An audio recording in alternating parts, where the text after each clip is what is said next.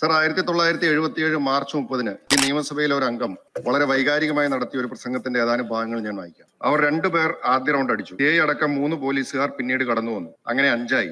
5 ആളുകളിട്ട് തല്ലുകയാണ്. രീതിയിലും തല്ലി. പല പ്രാവശ്യം വീണു. പല പ്രാവശ്യം എണീറ്റു. അവസാനം എണീക്കാൻ വയ്യാത്ത അവസ്ഥയായി. പൂർണ്ണമായും വീണു. എഴുന്നേൽക്കാത്തതോടുകൂടി അവരെല്ലാവരും മാറി മാറി ദേഹത്ത് ചവിട്ടി. അവർ ക്ഷീണിക്കുന്നത് വരെ തല്ലി. സർ, ഈ നിയമസഭയിലെ ഒരു അംഗം തനിക്ക് നേരിടേണ്ടി വന്ന ക്രൂരമായ പോലീസ് മർദ്ദനത്തെക്കുറിച്ച് ഈ നിയമസഭയിൽ നടത്തിയ പ്രസംഗം അതേ അംഗം ഇന്ന് കേരളത്തിന്റെ ആഭ്യന്തര വകുപ്പ് കൈകാര്യം ചെയ്യുമ്പോൾ അദ്ദേഹത്തിന്റെ കീഴിലുള്ള കേരള പോലീസ് സുജിത്ത് എന്ന് പറയുന്ന ഒരു ചെറുപ്പക്കാരൻ മൃഗീയമായി തല്ലിച്ചതച്ചു എന്ന് നമുക്ക് വിശ്വസിക്കാൻ സാധിക്കും. പോലീസ് ക്ലബിലെ പഞ്ചിങ് ബാഗിൽ ഇടിക്കുന്ന ലാഘവത്തോടുകൂടി മജ്ജയും മാംസവുമുള്ള സുജിത്ത് എന്ന ചെറുപ്പക്കാരന്റെ ശരീരത്തിൽ ക്രൂരമായി മർദ്ദിച്ച SI നൂമാൻ, CPOമാരായ സജീവൻ, സന്ദീപ്, ശശിധരൻ, ഈ പോലീസുകാർ കേരളത്തിലെ മുഴുവൻ പോലീസ് സേനയ്ക്കും അപമാനമാണ് എന്ന് മാത്രമല്ല, they are completely unfit to carry out their duties as police officers.